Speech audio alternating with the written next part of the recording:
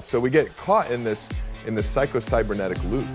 Can you define psychocybernetics? Yeah, so it's this idea that what you believe will dictate your thoughts on a moment-by-moment basis. So if you believe that money's hard to make, as a simple example, you're not going to have ideas or thoughts around money that would be lending to making it easily, right? And so what you believe dictates what you think. You can't get like an apple from an orange tree. And what you think you then experience is an emotion, right? And then that emotion then dictates what actions you do or do not take. And they're always aligned, right? Your beliefs dictate your thoughts, dictate your emotions, dictate your actions, which produce your results. And your results, when you look at them, then just reinforce the original belief. And so we're caught in that construct, right? But the linchpin is the belief system. So the question is, how do I actually change what I believe? If my beliefs really do dictate my destiny, right? Which is, I'm not the only person suggesting that.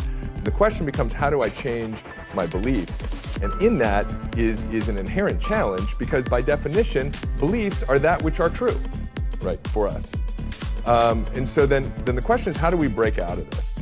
To understand that there were only two states of emotional beingness that I could be in at any given point in time. I could either be in a powerful state of being, states like joy, curiosity, excitement, calm, peace, passion, or I would be in a primal state of being, boredom, anger, frustration, some form of fear. I'm always in one of those two states, and I'm never in two states at one time. Through my journey, what I realized was the only cause of that switch to be flipped was my own thinking, the meaning that I was giving the experience. And so that meant that all of my personal suffering was within my own control. I needed to start controlling the meaning I was giving the experiences of life. What we consistently saw was that the quality of the thinking that was causing people to move into a primal state, which was really the only problem. Because when you're in a powerful state, you're connected to creativity, to inspiration, to vitality, to energy. Health automatically operates. Everything that we want is in a powerful state of being. When you're in a primal state, you don't have access to any of that. And I'm not saying you don't have to take consistent action and work your ass off to create success, but you do it from a powerful state. It's very hard to do it from a primal state. And what we were seeing consistently was that the quality of thinking that was causing people to move into a primal state, when we really looked at it and worked with them around it, was that 100% of the time it was untrue. The only cause, the thing they were thinking was untrue. I'm not good enough, I'm not smart enough. I'm not good enough, I'm not smart enough, there's not enough time. I read something recently, and the numbers always change. Like 88% of what's going on in any given moment you're not paying attention to. Like, I'm not paying attention to your wrist right now. That which we tend to pay attention to is aligned with what we believe, and so that's all we get. So if you want, more happiness, if you want more wealth, if you want deeper relationships, if you want to have more joy, you want to have more fun, you want to, achieve your full potential and really make an impact in the world, then what's really important is to get clear on what that could look like for you, and to make sure that what you believe is congruent with that outcome. Because if what you believe is not congruent with that outcome, just neurophysiologically you're working against yourself, right? Yeah, talk to me about the power of clarity. You're one of the few people that I hear talk about this, and I think it's so fucking important. Most people know what they don't want, but they don't know what they do want. If you say to somebody, what do you want? They'll spend maybe 10 seconds sifting around and then start telling you exactly all the stuff that they don't. And so it's important to have clarity on what you want to create, to have clarity on the type of partner you want to have in your life, to have clarity on the things that you want to learn. Because I believe that clarity is intimately connected to imagination.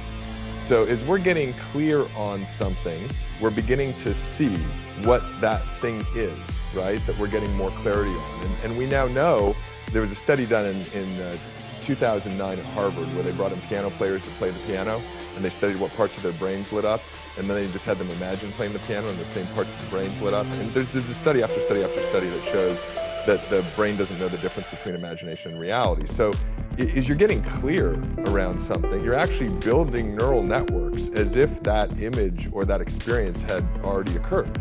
I mean, this is really powerful because so often people don't know how to achieve something. And because they don't know how, they don't spend a lot of time getting additional clarity. They don't spend time imagining what the future would look like with that thing or being that thing or creating that thing, because they get stuck on the how. And What I would suggest is that if you're willing to invest time in getting clearer around something or imagining, you build neural networks that represent the memory of an experience that has not happened yet. That's fucking powerful. I mean, we're talking about like next level mental technology, because if you had experienced the thing already, would you know how to do it? So what I would suggest is that it's that change in the neural networks of your brain that you can achieve through clarity, which is part of this kind of imagination category. I mean, Dispenza talks about it with meditation and visualization.